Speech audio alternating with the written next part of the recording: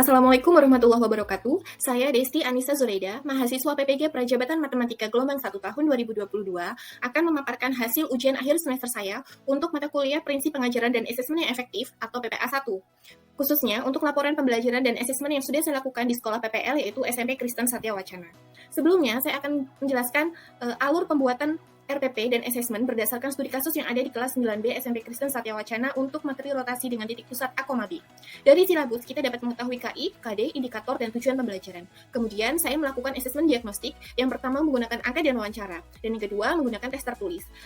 Berdasarkan hasil angka dan wawancara, dapat diketahui bahwa motivasi dan minat peserta didik untuk mata pelajaran matematika itu rendah. Sedangkan menurut tes tertulis, yaitu nilai kuis pada submateri sebelumnya, diketahui bahwa kemampuan kognitif peserta didik 9B itu beragam, tinggi, sedang, dan rendah. Berdasarkan dari hasil asesmen diagnostik, saya membuat RPP berdiferensiasi menggunakan model TGT, yaitu Teams, Games, and Tournament. Pada RPP tersebut, saya melakukan dua diferensiasi, yang pertama proses dan yang kedua konten. Pada proses, saya mencampurkan proses pembelajaran menggunakan konvensional dan modern. Konvensional artinya dengan metode ceramah, dan modern artinya menggunakan teknologi terbarukan, yaitu menggunakan aplikasi GeoGebra. Kemudian, saya juga melakukan pembentukan kelompok untuk membentuk kerjasama. Pada aspek konten, saya membuat kelompok berdasarkan diferensiasi tingkat kognitif peserta didik secara heterogen. Artinya, dalam satu kelompok terdapat peserta didik dengan tingkat kognitif tinggi, sedang, dan rendah. Tujuannya adalah nanti ketika pada fase turnamen, peserta didik dengan tingkat kognitif tinggi dapat membantu temannya dalam satu kelompok yang memiliki tingkat kognitif sedang dan rendah untuk memahami materi dan menjawab soal. Dalam pembelajaran, saya melakukan dua evaluasi, yaitu asesmen formatif selama pembelajaran dan asesmen sumatif di akhir pembelajaran. Asesmen formatif berupa lembar keaktifan peserta didik, yang kedua berupa LKPD kelompok, dan yang ketiga berupa kartu soal turnamen. Di akhir pembelajaran, saya melakukan asesmen sumatif, yaitu menggunakan kuis individu. Hasilnya saya refleksikan bersama peserta. Refleksi ini terdiri atas dua jenis, yaitu eksternal dan internal. Pada refleksi internal, artinya saya merefleksikan pembelajaran berdasarkan diri saya sendiri. Sedangkan refleksi eksternal yaitu datang dari guru pamong, dosen pembimbing lapangan, teman sejawat yaitu teman PPL, dan juga peserta didik. Setelah melakukan evaluasi dan refleksi, saya melakukan rencana tindak lanjut. Hal-hal yang sudah baik saya tingkatkan dan kembangkan, sedangkan hal-hal yang masih kurang saya perbaiki untuk pertemuan selanjutnya.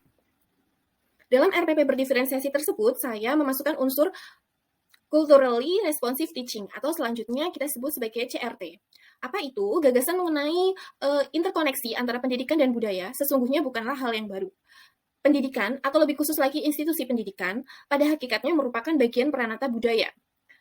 Dalam matematika, kita bisa memasukkan unsur budaya yang kita sebut dengan etnomatematika, yang artinya matematika diterapkan dalam pembelajaran dengan memasukkan unsur-unsur budaya.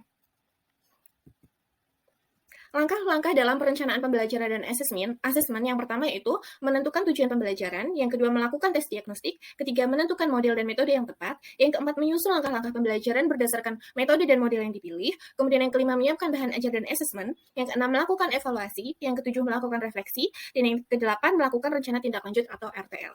Berikut ini merupakan laporan praktik pembelajaran dan asesmen yang saya buat berdasarkan hasil PPL di SMP Kristen Satya Wacana. Baik, analisis situasinya. Yang pertama, berdasarkan hasil angket yang telah diberikan pada awal kegiatan observasi PPL, didapatkan data bahwa peserta didik di kelas 9B memiliki tingkat motivasi dan minat pada pelajaran matematika tergolong sedang dan rendah. Kemudian, di sana juga terbiasa menggunakan pembelajaran konvensional yang dilakukan oleh guru pamong kami, yaitu Bapak Eko Budi Wahyono.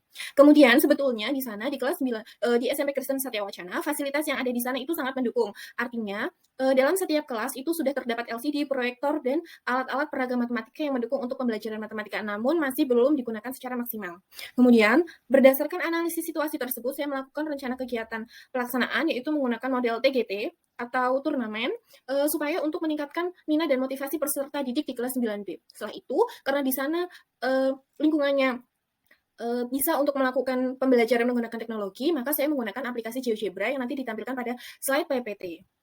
Kemudian, ini tujuan dari pembelajaran, manfaatnya bisa bagi peserta didik dan bagi guru. Kemudian ini tahap pelaksanaan, waktunya yaitu 8 November 2022, pukul 7.30 sampai 9.30. Kemudian, seperti yang sudah saya jelaskan tadi ya, deskripsi data pelaksanaan pada data peserta didik yaitu kelas 9B. Nah, ini hasil pembahasannya. Pada proses kegiatan yang dilakukan adalah sebagai berikut. Yang pertama, saya melakukan tahap plan, kemudian do, dan yang terakhir adalah see. Pada tahap plan, saya membuat rancangan pembelajaran dengan bantuan, dengan bimbingan guru pamong, dan juga diskusi dengan teman kelompok yang memberikan materi yang sama di kelas yang lain. Kemudian pada tahap 2 saat itu ketika pembelajaran saya melakukan sesuai dengan model TGT.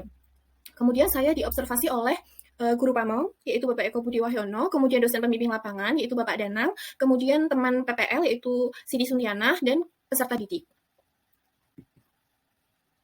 Ini dokumentasi saya ketika melakukan pembelajaran di kelas. Jadi pertama saya melakukan pembelajaran dengan metode konvensional dulu, yaitu menggunakan metode ceramah. Kemudian saya menjelaskan materi tentang rotasi dengan titik pusat A, B di depan kelas, juga menggunakan papan tulis secara konvensional. Setelah itu saya mempraktekannya, mencocokkan hasil dari penggunaan rumus ke aplikasi GeoGebra. Kemudian peserta didik mengamati, dan bagi peserta didik yang ingin mencoba di depan, dipersilahkan melakukan praktik menggunakan aplikasi GeoGebra. Setelah itu, pembentukan kelompok secara heterogen berdasarkan tingkat kognitif peserta didik, mengerjakan LKPD kelompok. Setelah itu, mempresentasikan hasilnya di depan, dan setelah mempresentasikan hasil di depan, kemudian masuk ke tahap fase turnamen, artinya pertandingan, cepat-cepatan mengerjakan soal.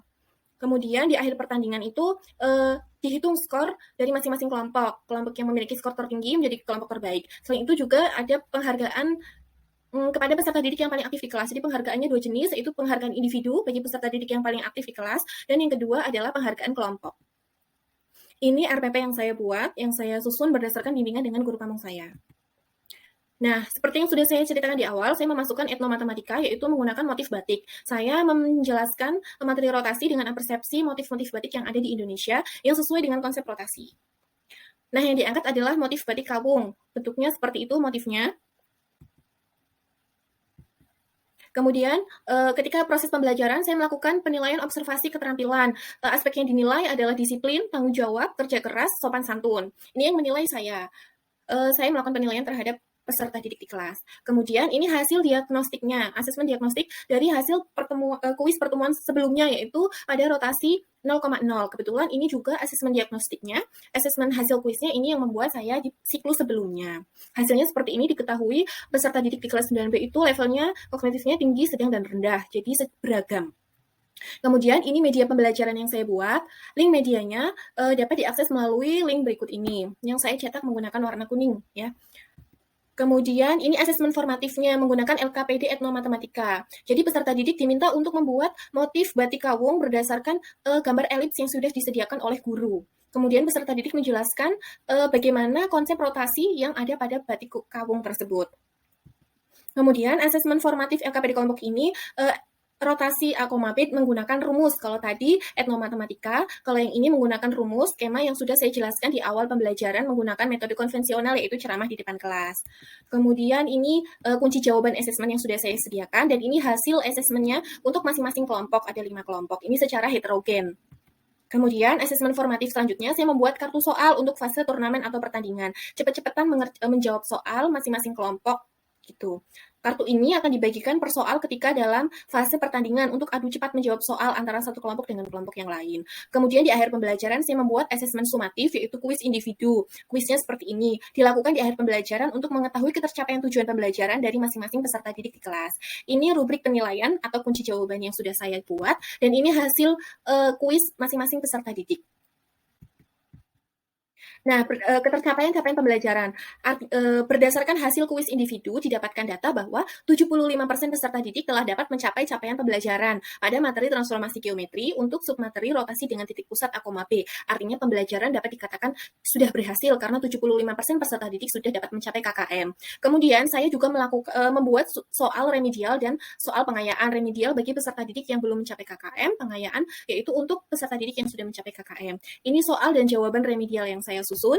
Kemudian ini soal dan jawaban untuk pengayaan yang saya susun. Ini dokumentasi mulai dari observasi langsung, wawancara, angket, kemudian bimbingan dengan guru pamong, kemudian merancang pembelajaran dengan GeoGebra, kemudian ini pembelajaran di kelas menggunakan model TGT. Nah, berdasarkan hasil yang sudah didapatkan di kelas itu, ada faktor pendukung dan faktor penghambatnya. Yang pertama, untuk faktor pendukungnya, fasilitas atau sarana prasarana di tiap ruang kelas itu sudah memadai, sehingga tidak ada kesulitan ketika guru akan menampilkan media pembelajaran menggunakan LCD dan proyektor, itu faktor pendukung yang pertama. Yang kedua, peserta didik melakukan pembelajaran dengan cukup antusias dan mau mengikuti instruksi yang diberikan oleh guru model, yaitu saya sebagai mahasiswa praktikan, dan sesuai dengan model yang sudah saya rancang pada RPP. Kemudian yang ketiga, faktor pendukungnya yaitu guru pamong membimbing mahasiswa sangat dalam bimbingan itu sangat berperan aktif, sangat banyak memberikan bimbingan sehingga banyak arahan yang diberikan sebelum dan sesudah praktik di kelas.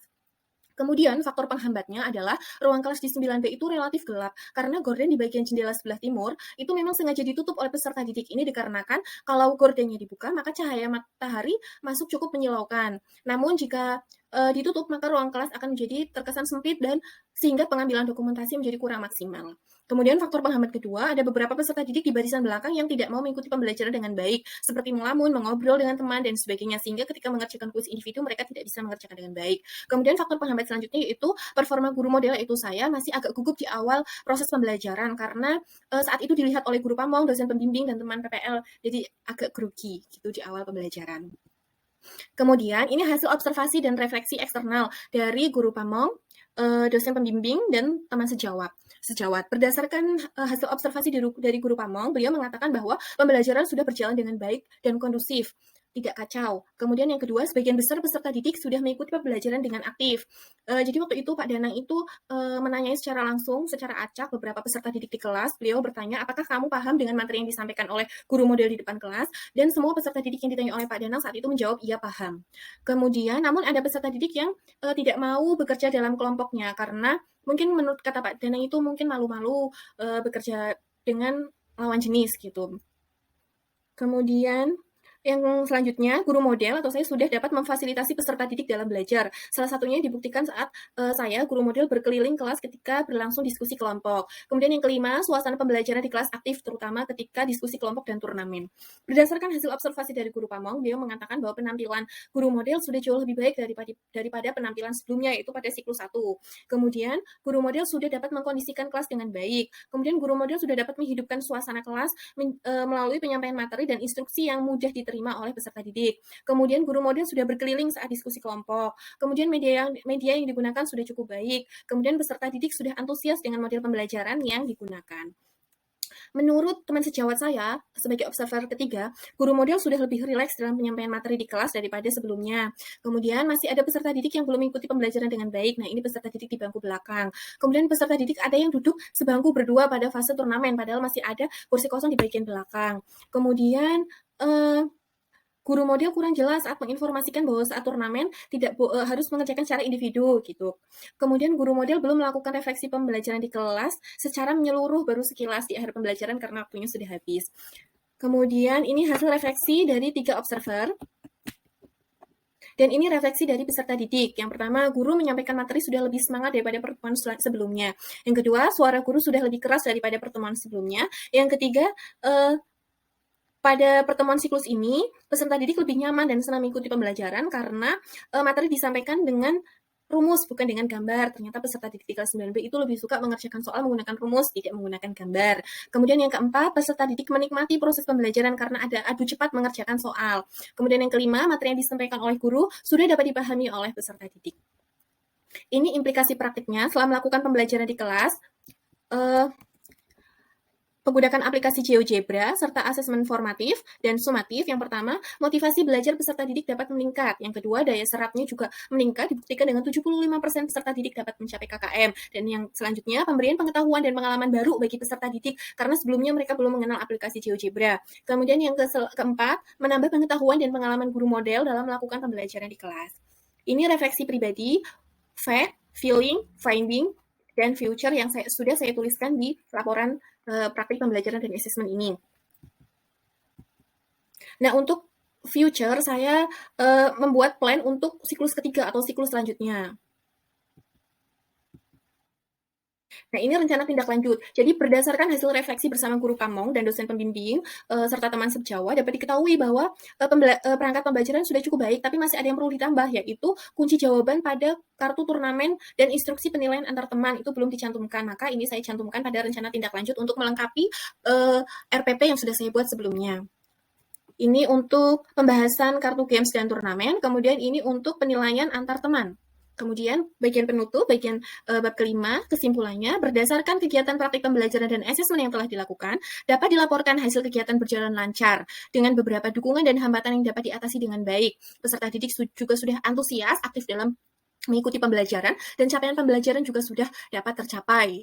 Kemudian sarannya, penulis memberikan beberapa saran sebagai berikut. Yang pertama, selalu melakukan bimbingan rutin. Yang kedua, selalu melakukan refleksi setiap selesai kegiatan. Yang ketiga, selalu melakukan inovasi. Yang keempat, senantiasa menyusun RTL berdasarkan hasil analisis asesmen dan pembelajaran sebelumnya. Kemudian, senantiasa memperbanyak referensi untuk meningkatkan pengetahuan dan kemampuan. Terima kasih, itu yang bisa saya sampaikan. Wassalamualaikum warahmatullahi wabarakatuh.